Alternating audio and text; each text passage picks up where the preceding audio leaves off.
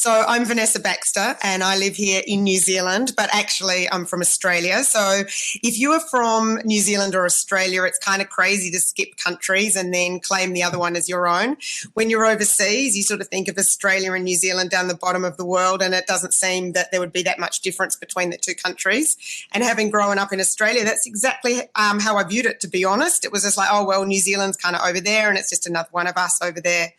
So it's quite funny to end up actually living in New Zealand and realising it is a whole different world, a whole different country, a whole different group of people with a different way of life. Not hugely different, but quite different. And New Zealand is not another state of Australia. And living here now, I need to be, very pro-Kiwi, so I've got to be careful. But I love New Zealand. So anyway, my journey into being a podcaster has been probably a very varied one compared to some people.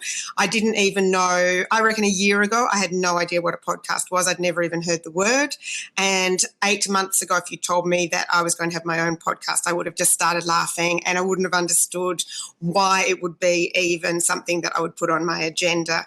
And then someone dragged me along to the Australasian Podcast Conference, which was held here in New Zealand, Asia Pacific Podcast Conference, actually. And I listened to all the speakers there and I was like, oh my gosh, that is so me, just being able to interview other people, talk a little bit as well, or maybe be a guest on someone else's podcast. Well, that was probably where I was first heading. And then I came up with all these ideas of things that would work from my perspective as a podcast, started listening to other people's podcasts. And then probably, as most of you who are listening or most of you who are going to come on and speak later, you just kind of become addicted to the whole process. And I just think it's an absolutely brilliant avenue of having another voice. So for me, I'm all about food, family and friends. And I guess my entire life I've been quite obsessed with food. So I've been obsessed with food in a lot of different ways and different avenues. But as a child, I absolutely loved food. I loved sitting around the table with my family. I loved my mum's cooking. I loved my grandmother's cooking. And my special memories when I look back at my birthday parties and the amazing cakes that used to be produced for my birthdays, the amazing food that used to be cooked, always homemade on the table. And mum would always ask us what we'd like, from cheese fondues to chocolate fondues, from lasagnas to all sorts of things, to dad sitting in the garden hand churning ice cream for hours and queues of little girls all lined up to get their ice cream. And I guess that was my background, and happy occasions were always around food and around the table or around entertaining with loads and loads of food. So when I went off to university and I'd done incredibly well at school and everyone thought I should be doing law or medicine or a standard, professional occupation, and I didn't want to do that, but I kind of, I guess, got the feeling and the message very much from those days that I needed to go to university and I needed to get a degree. So to be a little bit different, which I guess at the time I didn't realise, but has been something I've focused or realised as I've got older, is definitely me, to try to step outside of the box and do things in a slightly different way. I chose music therapy and I went off to Melbourne Uni as one of the first students ever in Australia to study music therapy. There were 6 of us at the time, but it was a mixture of psychology and music. And whilst I enjoyed it, the most incredible side of my life in Melbourne at university was going and asking for a job from an Italian chef in a cafe just down the road. And that is where my passion was. I went to uni every day. I studied hard. I did well. But what I wanted more than anything was to be in that cafe in the evenings and immersing myself in this extraordinary environment. I saw people coming together. There was no menu. He just cooked what he felt like cooking. That place was packed every night. And happy faces, happy stories, happy occasions. And at the end of the night, the chef would cook for us. And I fell in love with Italy, with Italians. I probably fell in love with his son a little bit as well, who was a gorgeous Italian dude that helped me out in the bar. And I just fell in love with the whole feeling around hospitality and the joy it brought to so many people in so many different ways, including me at that time. And I loved it. But I was also obsessed with food in another way, in the sense that I was very conscious of that typical female stage of life and worrying about my weight and trying not to eat too much. And I ended up kind of almost having a dual life where I just was completely passionate about this whole hospitality side of things, but I also really kind of headed down this dark road of anorexia as well. And for the next couple of years, I became obsessed with food. I became obsessed with cookbooks. I became obsessed with reading about food, but I completely starved myself. It was actually, looking back, a very, very bizarre period of life, but without a doubt, an obsession. And it took going to London, doing my overseas experience and staying with a family who were very, very similar to my family in that their whole life revolved around the family table and home-cooked food, and they grew a lot of food in their garden, beautiful herbs, tomatoes. And at the end of the day, I was just not allowed to not eat. If I was staying there, I was expected to eat. And I think the mum of that family was pretty savvy. She kind of knew what was going on, and she, in her own way, probably turned it around for me. And I ended up, through her encouragement, becoming the assistant food manager of the Intercontinental Hotel on Hyde Park Corner, re-immersing myself in the whole hospitality trade, and lived there for a couple of years in London, having an absolute blast, and all again around food. And I used all the money that I earned working in London to travel to Italy and France and Spain and all over Europe, really. And everywhere I went, all I wanted to do was find out about the food that was typical for the area or the country that I was living in, and to meet other people that loved food. And I just put myself out there, and I just went into kitchens and introduced myself to chefs, and I stole menus all over the place, often got in trouble for it, and often restaurateurs just smiled and grinned and let me take them away, because it was the days before the internet, and you certainly couldn't look stuff up online. And that, for me, was the only way that I was going to grow and understand more about the world. And the cuisine around the world, was to take people's menus and be able to sort of pour over them when I was back at home in Australia. So I was really blessed because I travelled all over the place. And when I eventually went back to Australia, I only stayed there for a little while. I set up my own catering business and I cooked for other people, but I had a short-term plan. The short-term plan was to raise enough money to get myself back to Europe, which I did. And I ended up with an amazing job cooking for a family in the United States, and I lived on Cape Cod for 6 months with them, and then in Switzerland for 6 months, and cooked for the family and for the guy's business and all of his business associates for a year. And it was the most extraordinary year of my life as a single woman in America. Oh my gosh. And they had 3 golden retrievers. I fell in love with golden retrievers. I fell in love with the United States. I completely fell in love with Boston. I just thought, oh my gosh, if one day I could come back and live in Boston, that would be extraordinary. I ate my way all the way through that part of the world and totally loved it. And then was blessed to have a similar experience in Switzerland with the same family. And one day, I hope that probably through this podcast, I hope that I'll be able to reconnect. Sadly, the gentleman that I worked for has passed away. The wife is still around and she still lives actually in Provincetown, but I'm still in touch with their kids, and I hope that one day I'll be able to reconnect with them and we can share stories about those crazy days when I cooked in the States and I had no idea what turned butter was, and many, many, many other things that I had to learn on the spot, again, without the internet, and just, hope to goodness that I got it right. But it was amazing. So eventually I went back to Australia and started going out with a guy who also wanted to travel, and through his work we ended up in Southeast Asia. And that was a whole nother story and version of my gastronomy love of life. So we ended up starting by living in Indonesia. And for many of you, if you haven't been to some of these countries, you can't really kind of put them all into one basket. So whilst it's Southeast Asia, each country has its own special sort of genre, I guess.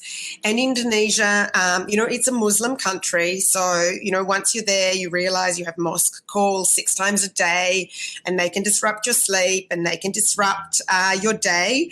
There are pros and cons. At first, I found them fascinating and amazing. Once I had babies and I wanted my babies to sleep through the night, I wasn't so thrilled about the 4 a.m. mosque calls, but that's the country we were living in, and those are the things you have to take in your stride and appreciate that it is a different country with a different setup.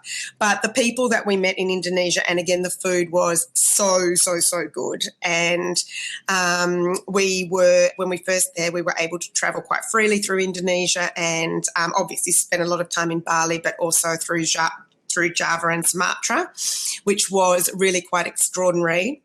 But it was the days of the regime of Suharto, and we were actually there for the downfall of Suharto. And, it was a really black time for Jakarta and for the city, and there were a lot of bombs, and there were also a lot of situations where Chinese business people's businesses were burnt, et cetera. So whilst 5 of our years in Jakarta were really amazing and extraordinary and exciting, probably the final year was quite difficult because by that stage I had 2 small babies, and my husband was working in Jakarta, and he started to feel nervous about the fact that he was going off every day and leaving me at home with the children. His comment to me was, if you were someone else and you would just stay at home with the children, Vanessa, I could go to work and come home calmly. But I know you, and I know that you take crazy opportunities and you make insane choices, and you are likely to head out of the house and go and try and do something in your day, and that terrifies me. And unbeknown to him, I did actually do that when the army were living in the city and the entire city was at a lockdown and we were all meant to be staying at home. I convinced our driver, who was Indonesian, I convinced him that it would be a really fantastic idea to drive me into the city with my camera and a manual recorder with a cassette in it to go and interview the soldiers in the city of Jakarta, where it was a complete lockdown. And I still to this day have those tapes, and I have the photo album, and it's all locked at my mother's house in her attic in Australia, because we had to get it out once I'd taken the photos and actually had them produced, because of course they were old-fashioned photos that you had to take to a chemist to get them actually printed. Once I'd done that, we realised that it would just be a disaster to actually hold on to that in Jakarta. So I sent them back to Australia, and they've been there ever since safely. So I did do crazy things, and because of that, we left Jakarta shortly after, and we went to live in Singapore, which was probably for peace of mind for my husband as much as anything else. And Singapore is a melting pot of all the countries around it. I guess if you haven't been to Southeast Asia and you live in Europe, if you think of Switzerland and all the countries that are around it that influence the cuisine of Switzerland, it's a little like that in Singapore, in that it's a melting pot of all the countries around. So you can find Indian food and Malaysian food and Indonesian food, Vietnamese food, Western food, and they have their own versions of all of those things. So it's an extraordinary country, again, to be able to live in and immerse yourself in the food world of. And because it's a very safe Asian country for eating, you can go and eat at the street markets and, indulge in lots of different types of food to get a feel for the things that you like very, very cheaply. So we would eat at food courts and things, often with the kids, because actually it was cheaper than going and buying ingredients often and eating at home. And that was a fantastic side of Singapore. But Singapore can get a little bit tired because it's a very small place, and you can feel a little bit like island fever. And if you don't have, a huge opportunity to constantly travel in and out of Singapore, it can be a little bit kind of claustrophobic, I guess. So we were looking at other moves that we could make when all of a sudden my husband's company decided to send us to New Zealand. And I will never forget the day he told me this. I was sitting outside a kindergarten in Singapore waiting to pick up one of my toddlers who was there, and he rang and he said, we're being moved to New Zealand. And I burst into tears. I said, that is the most ridiculous thing I've ever heard. We're not going home to Australia where our families are. We're not going to another country for another adventure. We're going to New Zealand. That is so ridiculous. It's like the small Australia stuck over on the side. It's going to be like going home, but it's going to be awful living there because we'll have no support. And what's the point? There's nothing different to see. There's nothing interesting to do. We may as well be going home. We didn't have a choice. So quite grumpily and grimly, we were transported back, into New Zealand, I should say, for a year, and I had to swallow my words completely. I pretty much immediately fell in love with this country. The people, in spite of it not being an expat environment, it's very much a settled country, although it is becoming much more multicultural. It is not it is not a small Australia, Daniel. Oh, you're going to upset some New Zealanders with that. Anyway, we were here for a year, and it was hard. It's really hard as an expat mum, wife, trailing spouse, whatever you want to call me. I worked everywhere I went. I did all sorts of different jobs every time we settled somewhere. But it is actually quite difficult to come to a place that isn't set up for expats, and you sort of have to immerse yourself into just a regular, everyday life, and suddenly not have helpers or drivers and all the things that had been quite exciting and unique about living in Asia. So we survived it for a year, and then we were moved on to Vietnam. Oh, and that is an amazing, amazing country. And I feel so privileged to have had 5 years in Vietnam. The food is extraordinary. It really is amazing. The people are some of the most beautiful people I've met in this world. For a country that was at war for such a long time, that had takeover after takeover after takeover, followed by, the most horrendous war, as most of us know how appalling it was. Those people are so welcoming, so full of open-heartedness and life, and oh my goodness, I cannot rave more highly about them as a people and about their country and how extraordinary and beautiful it is. So any of you listening, if you get a chance at any point to pick a country in Southeast Asia that you'd love to visit, I would highly recommend getting to Vietnam before it grows up too much, because you'll still get some really beautiful, amazing traditional feel of Vietnam, but it has become a lot more easy to travel there. And if you genuinely are listening to me and you think, oh my gosh, she seems to love Vietnam, and we have kind of had that in the back of our mind, then drop me an email or contact me via my Facebook page, which is official Vanessa Baxter, because I am so happy to talk to anyone about travel to Vietnam, and I am so happy to share my positive experiences in that city. So I think, thanks, Robbie Cat, I think that living as a global citizen is becoming easier. I've had the blessing of two sides of life. I've had the pre-internet stage where you kind of got to just get on a plane and go and visit these places, and the only travel guide you've got is The Lonely Planet, and you take the bits out of it that might work for you and hope to goodness you can find more, or maybe Lonely Planet's your scene, so that's cool, and you'll just travel with that as a Bible under your arm. But nowadays, with the internet as well, even if you don't have the opportunity to actually travel yourself. Maybe you're tied down with a 9-to-5 job still. Maybe you need to be in one place because you've got family commitments. You can still travel. You can travel by listening to other people's podcasts and stories and being inspired. You can travel by, use of the internet to, dream through other people's photography and videos. And that in itself can be uplifting, to just remember that what is happening in your world is just such a small pocket. And I think sometimes we forget that, we have an argument at home, or our own city has got a crazy housing crisis, which Auckland does at the moment. No one can afford to buy a house, and it's horrible living, and the living standards are so high.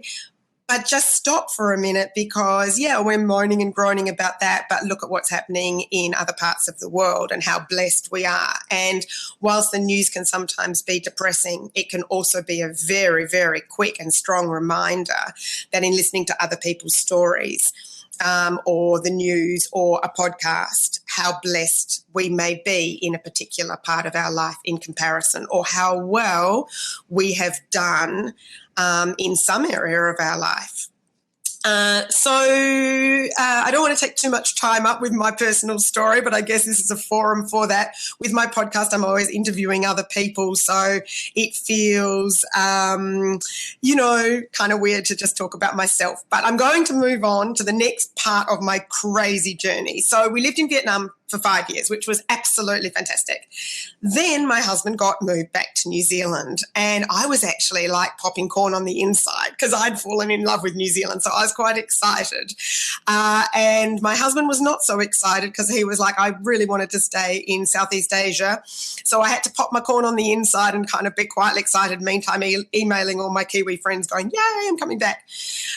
So we flew back into New Zealand, popped the kids into the school, and then I went dum-de-dum-de-dum, oh my goodness, what am I going to do with myself? So I started to Google food opportunities in New Zealand because I thought I've been a headmistress in Vietnam. I worked for Schlumberger Oilfield Services in Indonesia.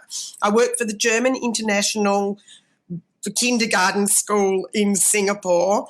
I need to do something with food. I have spent my whole trailing spouse life through Southeast Asia not working in food, but eating plenty of it and learning lots about it. But I haven't actually worked in what I'm the most passionate about. So that was my determination when we hit New Zealand. In the Google search, it kept coming up with this pop-up saying, first it was 10 days left to apply for MasterChef New Zealand, 9 days left to apply for MasterChef 8. I had no idea what MasterChef was because I've been living in Asia. I've never seen the show. We'd just been watching movies, had no access to regular television, and no one had really talked about it, to be honest, or maybe I just hadn't picked up on it. So I kind of said, this is fantastic. I'm going to have this amazing opportunity to meet these cool chefs, and they won't even probably want me to be a contestant because I'm so, fabulous at cooking. So naively, I applied for MasterChef New Zealand, was selected, ended up going through the interview. Of course, I was a contestant. And then I thought, oh, well, this will be a fantastic story to tell the kids that I actually made it to the audition. And then I made it through the audition, and then I ended up being in the top 24. Then I ended up being in the top 16. And to cut a crazy long story short, I ended up making it through to the semi-finals of MasterChef Season 4 New Zealand as an Australian. Now, if you are an Aussie or a Kiwi listening to that, you know what that means. For anyone else, this is quite extraordinary because Kiwis and Aussies have a continued competition, and for an Aussie chick to put herself out there on Kiwi national TV was a kind of crazy thing to do. To go on MasterChef in general is a completely ridiculous thing to do, I might add. So the MasterChef journey was really insane. It was exhausting. It was probably one of the most difficult things I've done in my life, and we've had some ups and downs, my husband and I, and we've had some pretty, we've had a couple of little tragedies along the way, which I can smile at now since having put myself through MasterChef. So MasterChef started, I guess, as a bit of fun and turned into a full-time occupation of 3 months where I had to move away from my family, live with the other contestants, have nothing to do with my family. I couldn't see them for that 3 months. Remember, we just landed in New Zealand. So basically I deserted my sons and deserted my husband. Unbeknown to me, that was, I just didn't realise I was going to get that far, that would be an issue. Cooking in front of cameras, being consistently given information that was not correct or tested by given information that changed dramatically For example, you would go to bed one night thinking that you had the next day off, only to discover the judges in your room clanging a bell to wake you at 4 a.m. because you're actually going to go on a cruise ship and cook on the cruise ship. Or you would be told that the next day you needed to be packed and ready to go on the bus at 11, but actually the bus left at 7, so they just hauled you out of bed and you didn't take half of the things you needed. So it was a constant pushing your limits, and seeing who could survive. So that was going on in the background. For us, of course, it was all about the food, and we were worried about what we were going to cook on TV. And the whole thing, of course, ends up in front of you guys on a screen, with us crying, swearing, and losing the plot because, of course, we're exhausted and we are trying to cope with the actual cooking competition on top of everything else that they've put us through. With regards to being rigged, yes, so what you see is what you get with regards to the actual competition of cooking. So, George, I was the same. To be honest, I was so surprised when I was on there that we were not ever allowed a pen or paper. We weren't allowed access to the internet to look up recipes. We weren't allowed access to cookbooks. Our phones, our devices were all taken from us every morning at the studio. We were in a bus going back to the house at the end of the day. And pretty much, we weren't allowed to move from the house, so we weren't allowed to go for walks. We weren't allowed to go to shopping centres. It was pretty tough. But the actual cooking thing, what you guys don't see is the hours that we sit at the studio being interviewed prior and post the actual competition. But the actual competition itself, the going in the pantry and the cooking for 1 hour, is as you see it on TV. There's no rigging of that. There's no help. There's no extra time. There's nothing beyond what you see. With regards to the isolation, they don't want you to have the opportunity to go and, have some downtime with your husband and cry and then him go, oh, God, it's not really the real world. Don't worry about what this person says or that person says. They want to immerse you with those other contestants because it creates friction. It created odd friendships or good friendships, whatever. That all adds to the reality TV story because, of course, what you don't realise when you go on as naively as me is that actually it is a reality TV show that is around food. We as contestants may think it's all about the food, but it's all about entertaining the audience. It's about a television show, and the food is just the vehicle for doing that. But it's taken me a long time to reconcile with that. But what I was determined to do, once I'd made it through to the semi-finals, what I was determined to do was make sure that I made the most of that situation that I had put myself through. So I came out the other side. I knew I had 2 months before it even was seen on TV. So I invested in a website, and I also got some media training because I was quite depressed and angry when I came off the back of the actual filming of MasterChef at the way we'd sort of been treated and just the fact that you then had to go home to your real life and get back in sync with your family, which was quite complicated because you just had 3 months 3 months away enduring a completely different reality, which your family could never, ever appreciate and vice versa. So there's a lot to go through. And, to be really honest, of the 4 of us that ended up in the final that year, I'm the only one still married to the guy that I was married to at the time. So the other 3 have all divorced their partners since they were finalists on MasterChef. And I think that is just a testament to the amount of stress that we were put under and how difficult it is to go home after it. So it's a reality check. If any of you are thinking about being a contestant on any of those shows, it isn't as it seems. So maybe it was good that I was so naive when I went on the show. But what I was determined to do when I came out the other side was make the most of it and to somehow have a voice in the food world because I knew that people would know who I was in New Zealand. And sure enough, that is exactly what happened. So I kind of split the nation a bit.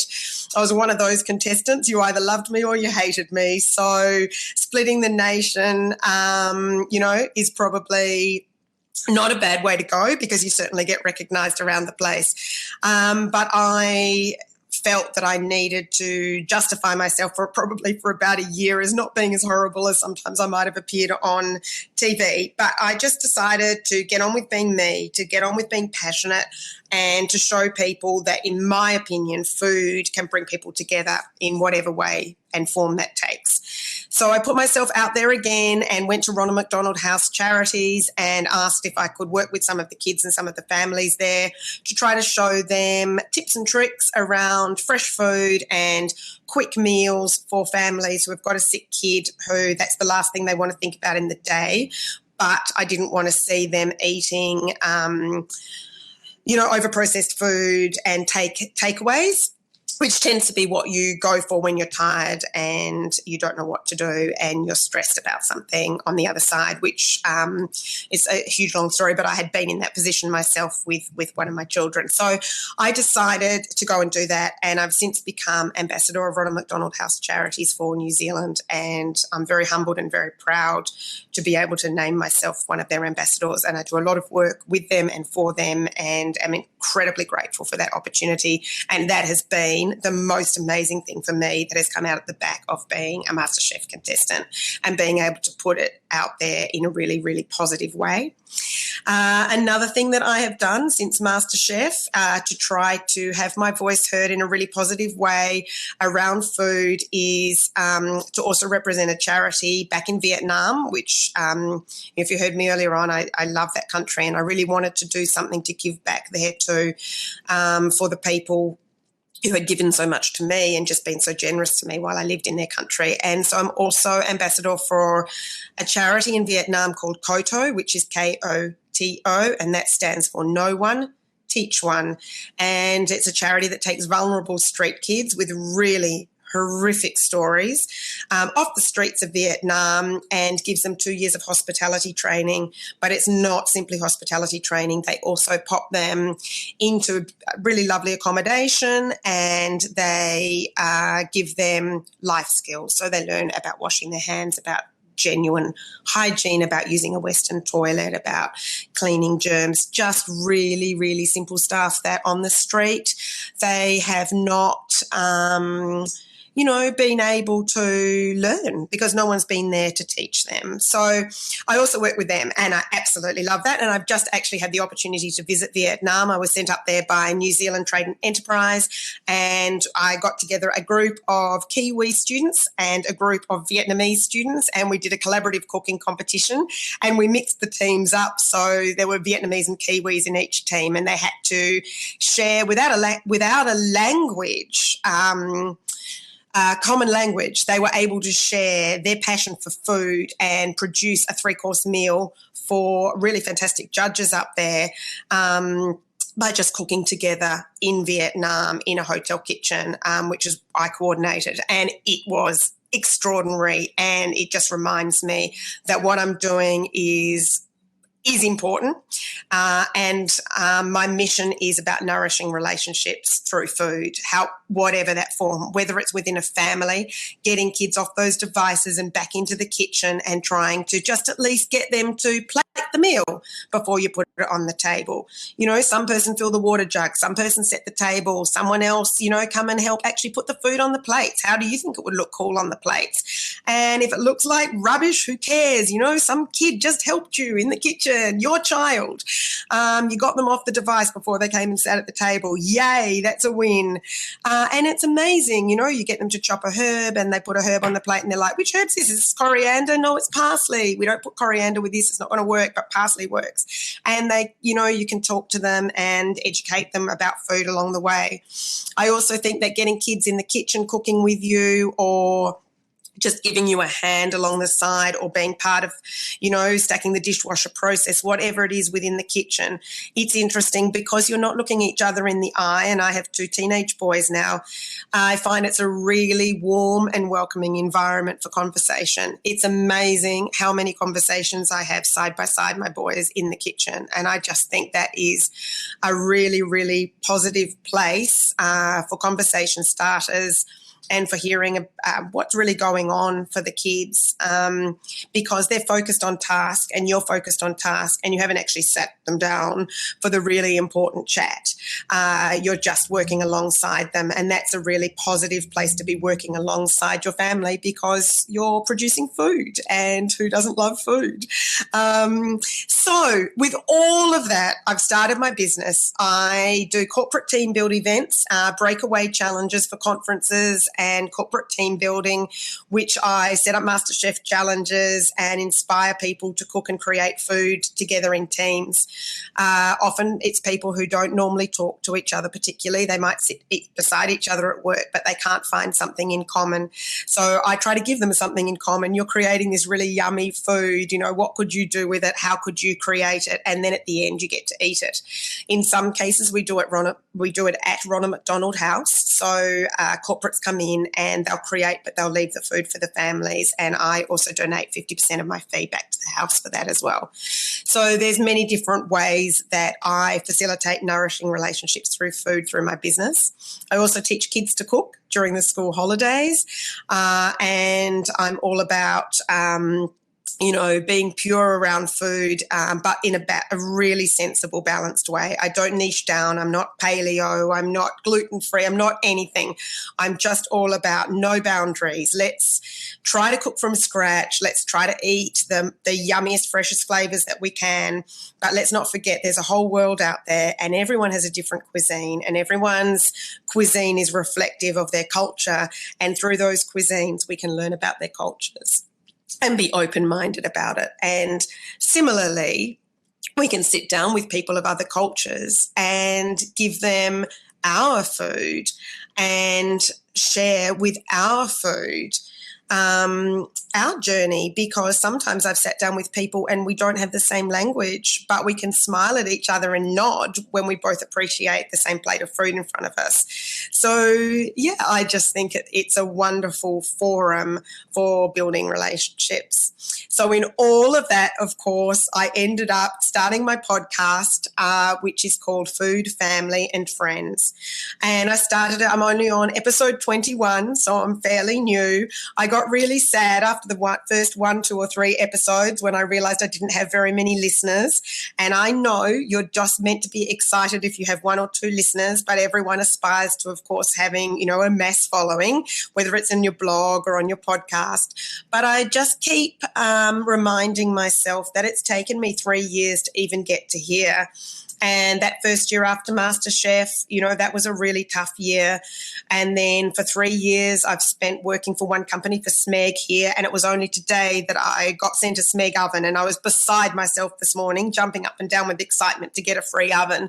And if I look at that, that's taken 3 years of working really hard, doing a hell of a lot of food demos, talks, public speeches, degustation dinners and things, and proving to Smeg that I would be a good ambassador for me to eventually get an oven. So I guess, looking at it like that, podcasting, episode 21, I'm pretty new on the block, but what I love the most about it is being able to get guests in here who are all equally and also passionate about food. And what I've loved mostly is, I guess, that I had quite specific ideas around about things like the Thermomix, for example. I was very anti it. I just thought, this Thermomix, it's ridiculous. And if you were a real cook, you would never use a Thermomix. And I've had various other opinions about other things as well. But what I've found over podcasting is interviewing people who are passionate about food and about some of those things that I have had a more negative opinion over. I have actually opened my mind up to realizing, does it really matter? I may personally not choose to have something along the lines of a Thermomix, but this person sitting in front of me is raving about it. She's clearly passionate about food. It's bringing her family together. Their children are cooking because of it. So who am I to say that that is, a silly thing to purchase? So I think in podcasting as a host myself and being able to interview such amazing people, amazing guests from such a variety by calling it Food, Family and Friends, I've been able to tap into such a different eclectic group of people. So from chefs to just food lovers to grower of herbs on a little island off Auckland called Waiheke Island, to the guy who's just been named, top chef of New Zealand, Michael Meredith, and he's now going to be doing the menus for Air New Zealand, to Ray McVinney, who was the judge who hated me on MasterChef and now invited me to his house to sit down and podcast interview with him, which was so flipping surreal, I can tell you. But allowing others to have their voice through my podcast is extraordinary opportunity. I'm learning. It's lifelong learning. I'm constantly learning through this podcast every day about podcasting, about my guests, about being able to share with others and let them share. I think, what an awesome opportunity, and it's still really, really early days here in New Zealand for podcasting. So I'm hoping that I would be able to help Kiwis understand what podcasting is all about, and introducing them to podcasting as a wonderful forum for their own podcasts and also for listening to others. Hey, Ray, can you hear me? Someone wanted to be a guest, but I am not sure if I can let them on or not.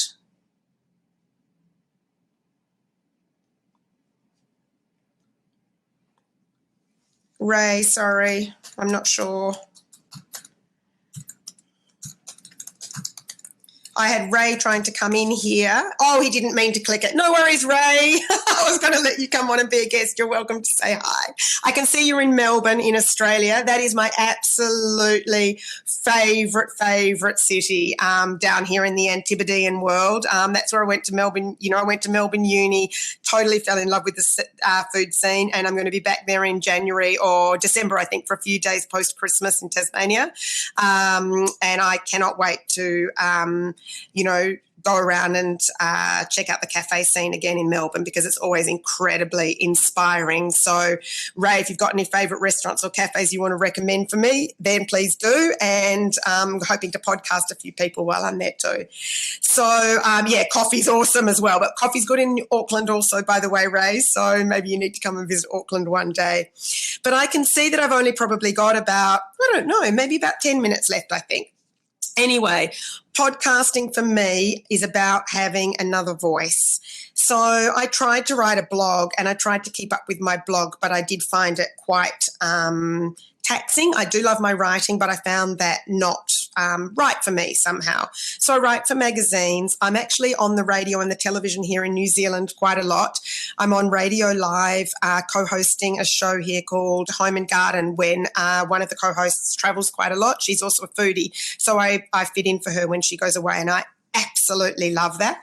And lots of people ring in during that show and get to connect with me, and I get to chat with them as well, and that's exciting.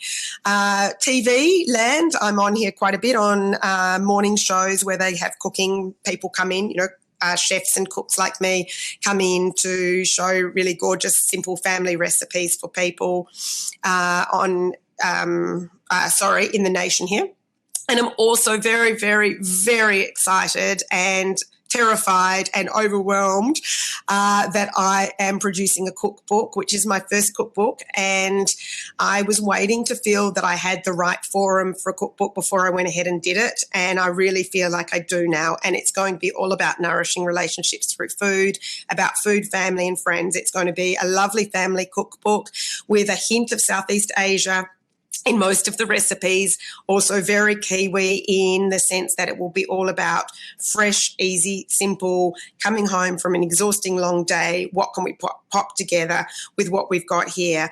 New Zealand is absolutely abundant with beautiful fresh produce, so I'm very blessed to have that opportunity to do that book here in New Zealand and to have some of that produce here. And, of course, my smeg oven to cook it all on. So that will be launching Mother's Day, which is the Antipodean Mother's Day, May next year. But it all has to be in to the publisher by the 1st of December, so I have a lot of work on my hands for the next couple of months. But if you are interested in subscribing to my podcast, that would be so amazing. It's Food, Family and Friends. It comes out every Friday, so there's a new episode each Friday. And I hope that you'll find the stories from my guests super inspiring and interesting.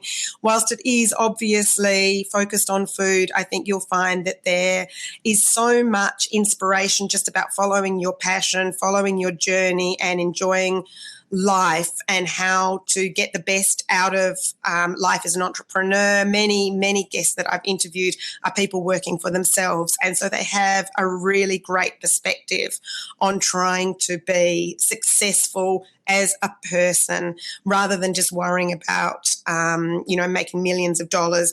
What is it that will bring you success and happiness in your life? And I truly believe that right at this moment, I am absolutely living a dream that I could not have dreamt of a couple of years ago. And the podcast has really cemented that for me this year. And I never thought when I started the podcast that would be like the icing on the cake. And I totally believe that this podcast has just made me so happy.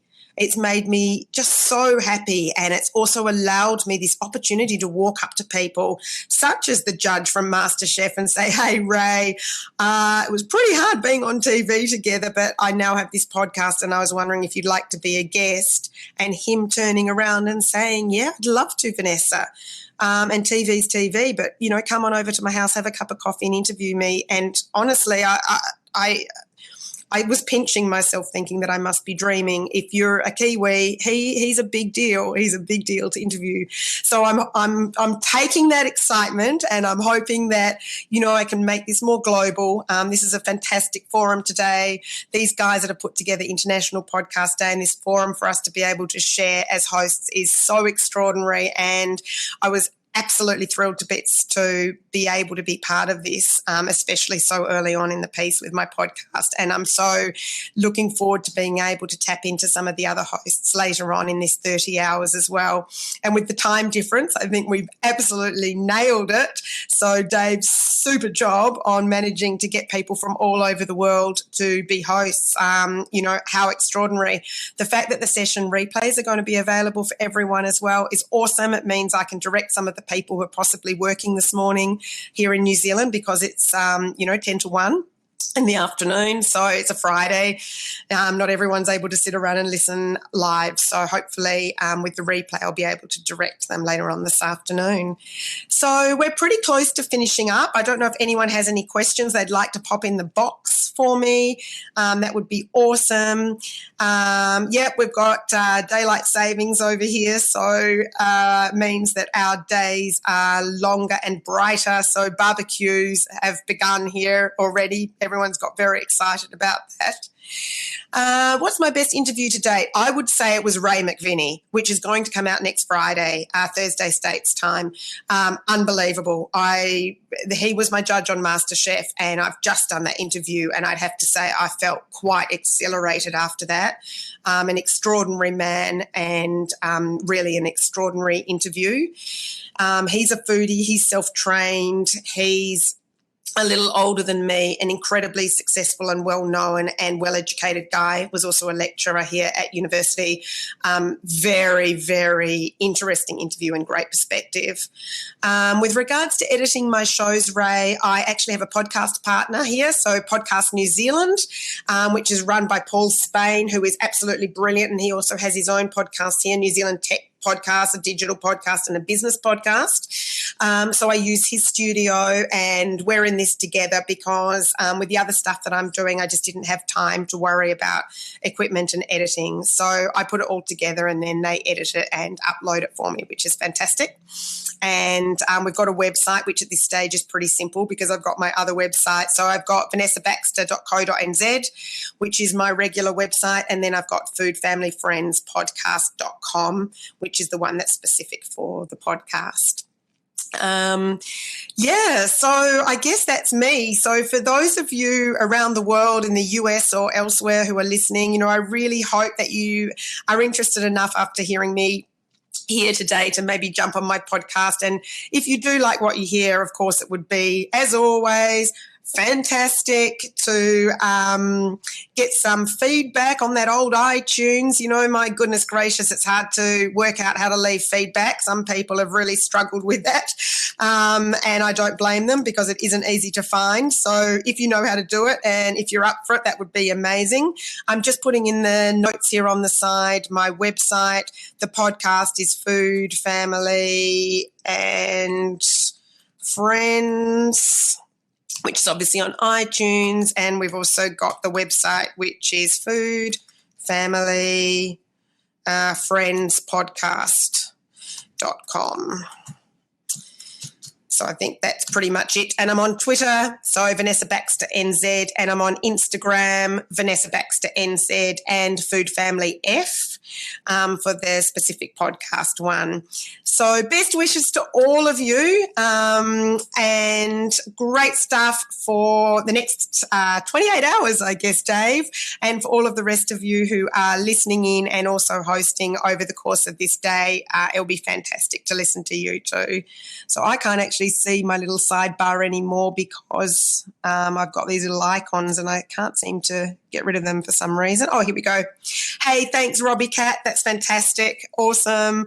Thanks, Ray. It was great to have you guys supporting me down the side there. If no one had gone into the live chat, I wouldn't have, but I might have felt a little bit sad. Anyway, thank you so much for your support. I'm glad I've made you hungry. People say that after they've listened to my podcast as well. They need to listen to it in the afternoon because if they listen to it first thing, they're too starving. Thank you so much for your support, everybody. Have a great day.